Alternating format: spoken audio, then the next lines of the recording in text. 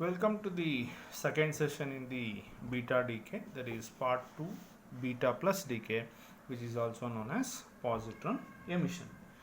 See, when will a radioactive nucleus undergo positron emission or beta decay? Beta plus decay means whenever any radioactive nucleus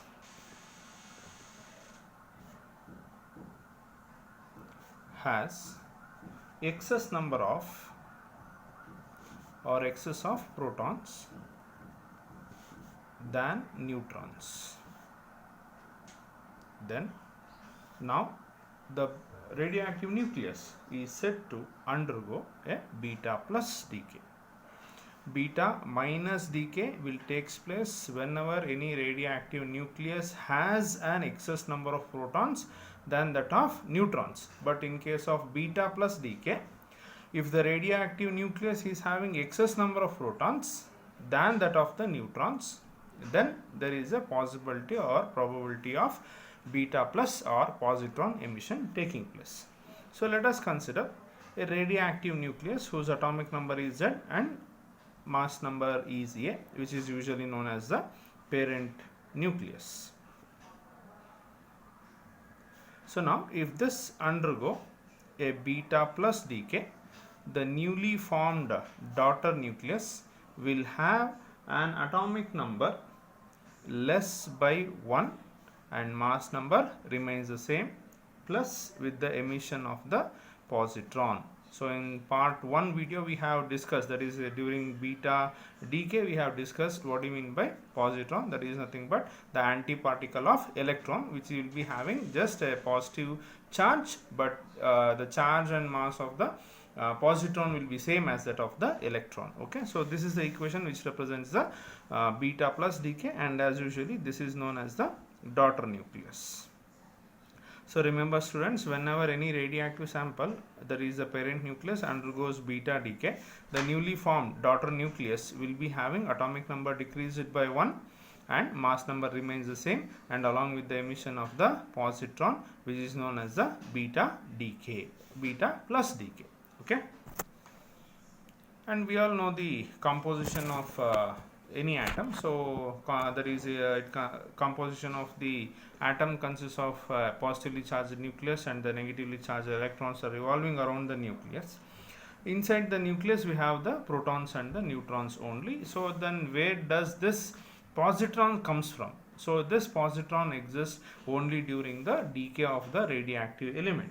So what happens? See, when beta minus decay takes place, we have the conversion of neutron into a proton and an electron, right? So similarly, in beta plus decay, we have the conversion of the proton inside the nucleus into a neutron, plus with the emission of the positron. Okay, so this is what happens during beta plus decay inside the nucleus. So recall the beta minus decay. So in case of beta minus decay, so the neutron was getting converted into a proton and an electron, right? This is beta minus decay. But in case of beta plus decay, remember this is beta plus decay, the proton which is present inside the nucleus of a radioactive element will get converted into a neutron and a positron. Okay, so this is in case of beta plus decay, right? Now let us look into few examples. So first one we have carbon C611, that is isotope of carbon. So when this undergoes beta plus decay, this is known as the parent nucleus, and the newly formed daughter nucleus will be boron with atomic number 5. Why? Because during beta minus decay, the newly formed daughter nucleus will be having atomic number less by 1. So therefore here the parent nucleus has the atomic number 6.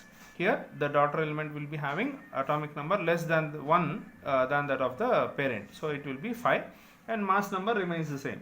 Okay, so plus with the emission of the positron. Okay, so this is positron.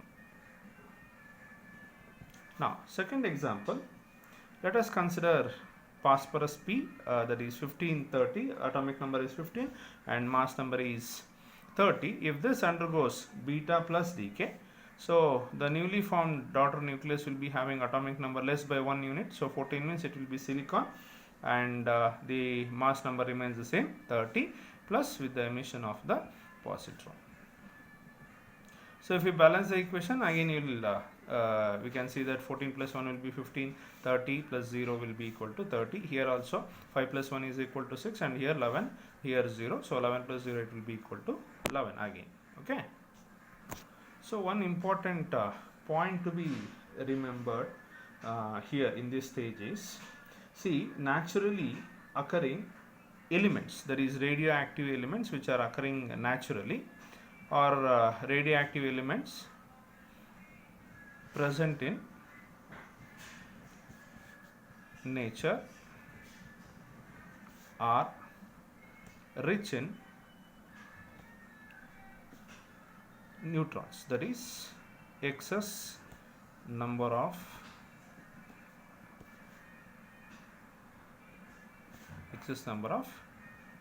neutrons. So therefore, so what happens, as usually, if we have excess number of neutrons, there will be beta plus decay.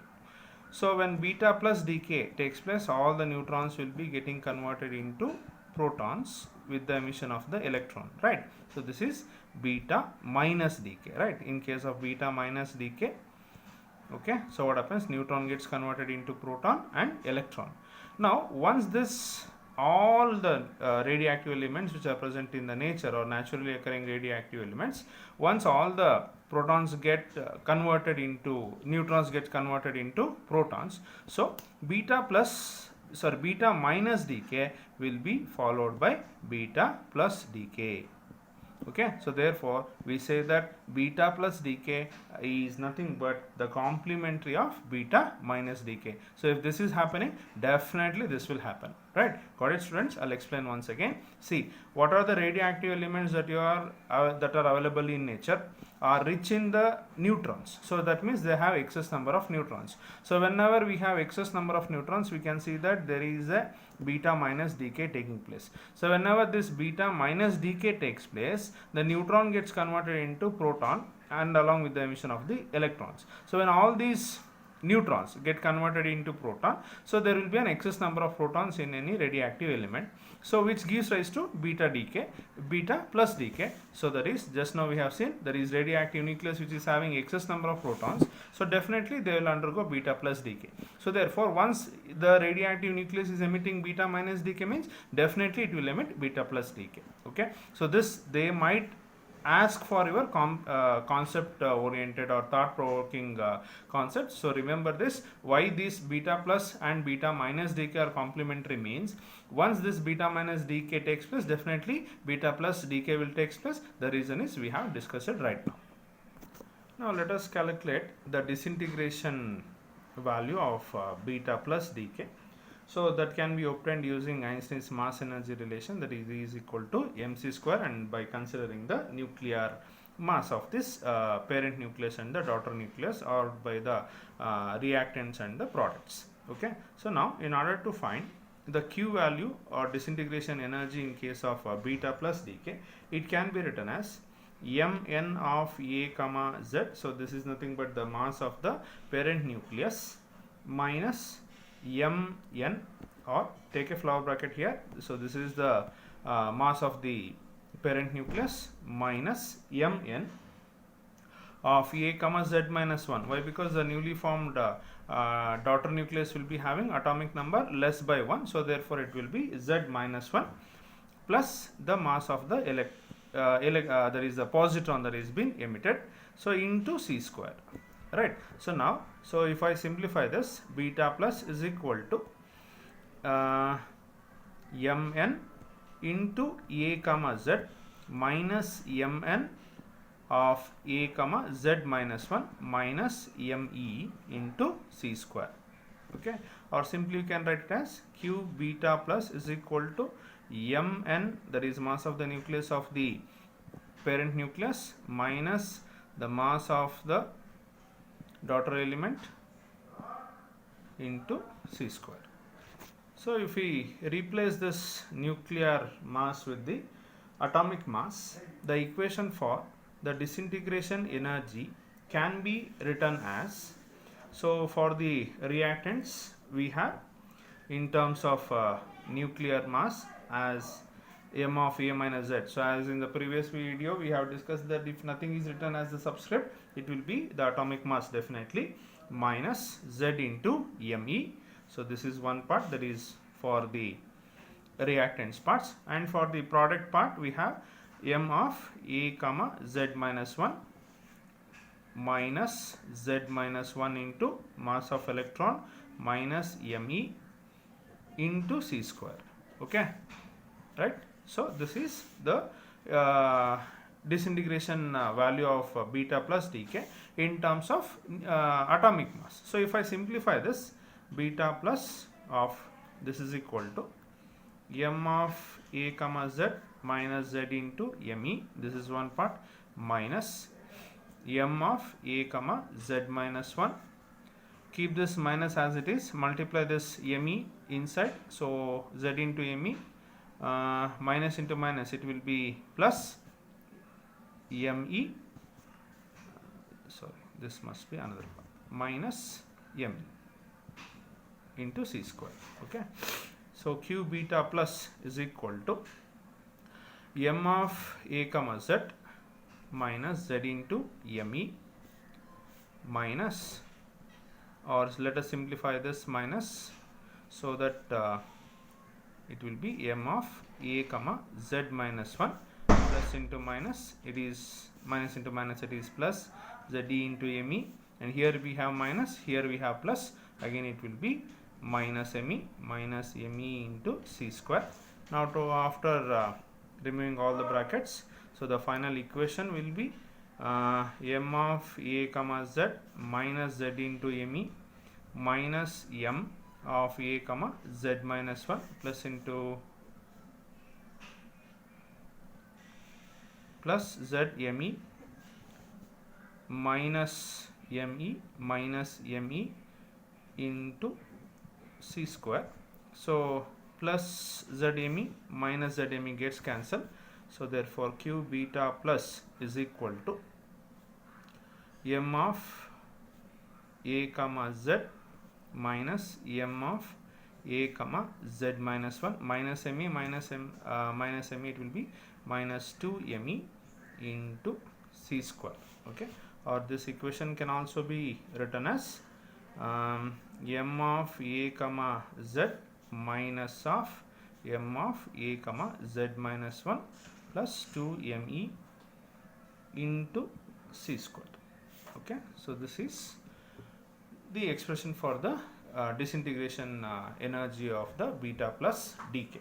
So from the above equation we can see that if mass of the parent nucleus is greater than or equal to the sum of the mass of the daughter nucleus plus 2 times the mass of electron, so then only there is a possibility of beta plus decay taking place. Okay students, now in order to understand the meaning of this equation, okay, let us take an example of decay, beta plus decay of carbon C611.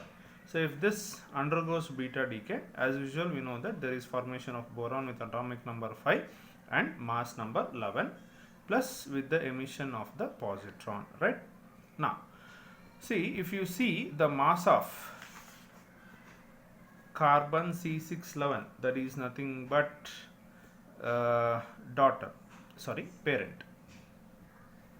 parent nucleus, in terms of AMU it is about 11.011433 AMU. Okay, and similarly mass of boron 511, that is nothing but daughter nucleus, it is around 11.009305. Okay, now if I take the difference between mass of the parent minus mass of daughter, okay, which is nearly around 0.00212 AMU. Okay, so this mass is greater than 2 times the mass of the electron, which is around 0.0011 AMU, because mass of electron in terms of AMU is 0.000549 AMU. So 2 times means it will be 0.0011 AMU. So therefore this condition for the beta plus decay is satisfied. So therefore beta emission will takes place in this particular case. Okay, so for every radioactive nuclei to get beta emission, this condition has to be satisfied compulsorily. Okay, so now let us move on to the third type of beta decay, that is orbital electron capture process. So when this types of orbital capture of electron process takes place, see, we all know that beta minus decay takes place whenever the radioactive nucleus is rich in, or if there is excess number of neutrons, and beta plus decay takes place in a radioactive nucleus whenever there is a excess number of protons inside the nucleus of a radioactive element. Now this orbital electron capture process takes place whenever we have an unstable nucleus and it is rich in proton. There are some possibilities of capturing of the electron inside to the nucleus. Okay, I'll repeat once again.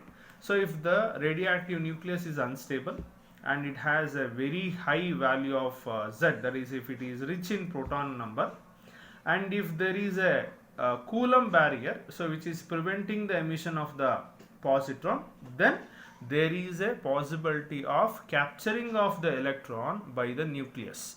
So this process is what we call it as the orbital electron capture process. Okay, in this what happens actually is, so there the proton which is present inside the nucleus, okay, will capture the electron which is present in the K shell itself. Why? Because the K shell will be very close to the nucleus. So the probability of taking the electron from L and M shell is less than that of the K shell. So therefore the easy electron that is available for the nucleus to get absorbed by the nucleus will be K shell, okay, which is very close to the nucleus.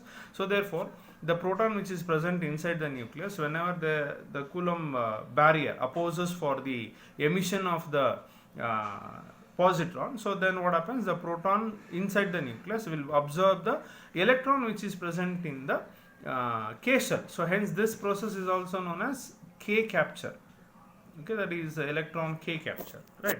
So therefore this proton will absorb the electron and giving rise to a neutron. So again this is similar to that of the beta plus type of decay itself. Okay, so but it is little bit different from beta plus decay. Okay, if you are getting confused, so don't write this. Okay, so whenever there is a radioactive nucleus which is rich in proton number or high value of Z, okay, so sometimes what happens, the Coulomb force or the Coulomb barrier of the nucleus avoid or they prevent for the emission of the positron, that is the positron cannot come outside of the nucleus.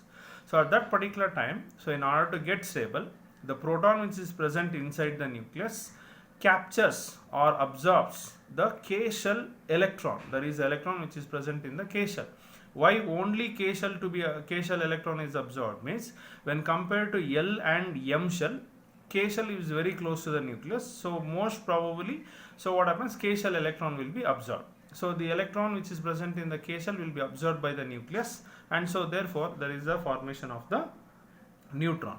So this type of beta decay is what we call as orbital electron capture process, or it is just simply known as the K capture. Okay, now let us consider a parent nucleus which is having an atomic number Z and mass number A. When electron is absorbed, there is a K electron or the K shell electron is absorbed, so then the newly formed daughter nucleus will be having an atomic number decreased by 1. Okay, so now let us see the example. So we have beryllium 47. When this absorbs the K shell electron, so the newly formed daughter nucleus will be having atomic number less by 1, so that is nothing but lithium, but having the same mass number. So this is one of the example for the K shell capture or K capture or orbital electron capture beta decay.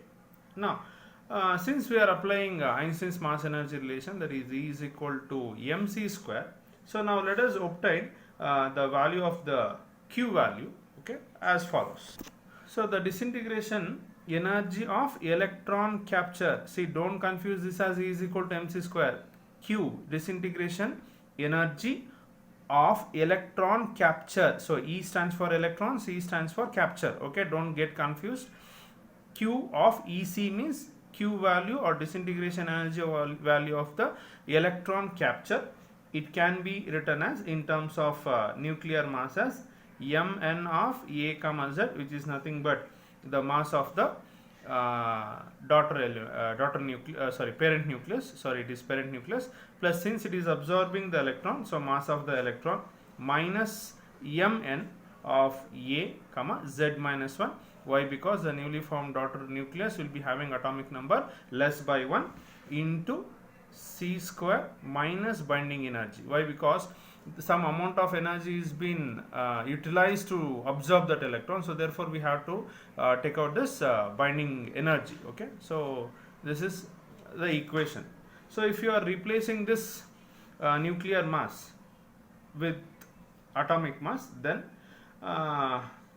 the equation can be rewritten as m of A comma Z plus Z into me plus me, this is one part, minus mn of A comma Z minus 1 plus Z minus 1 into me into C square minus the binding energy.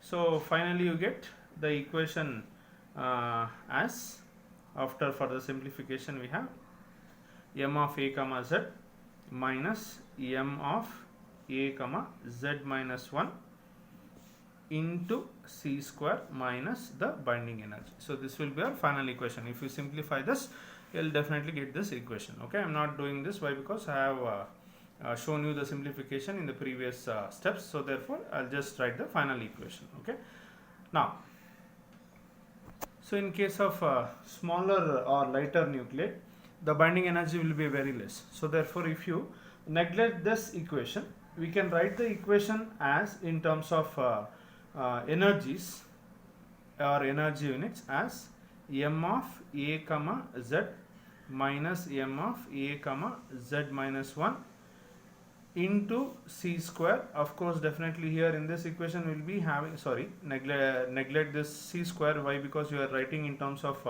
energy unit, so therefore we will neglect this C square. Okay, so this is in terms of energy units. See, in case of lighter atoms, the binding energy will be very less. So therefore if the mass of the parent nucleus is greater than the mass of the daughter atom, so then definitely electron capture process will takes place.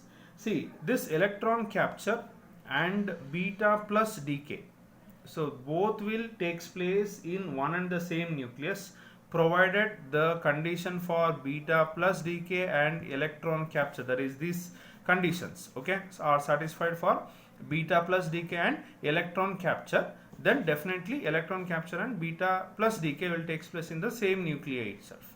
Okay, okay, remember that electron capture and beta plus decay will takes place in the same nuclei, provided the condition for beta plus decay and the electron capture is satisfied. Okay, so let us recall all the types of beta decay once again. So first one is we have beta minus decay, so which is also called as the electron emission, or it is also called as negatron emission. So the equation for this, that is in case of electron emission, the neutron which is present inside the nucleus will get converted into a proton and an electron. So, and remember that beta minus decay will takes place in a radioactive nucleus where we have excess number of neutrons. Okay, this is beta minus decay. So beta plus decay, it is nothing but known as positron emission. Okay, here in case of positron emission takes place in a radioactive nucleus where we have excess number of protons, and this equation, or in case of positron or beta plus decay, so the proton will get converted into a neutron and a positron. Okay, so this is another type of beta decay, and the last decay, last type of decay is nothing but orbital electron capture.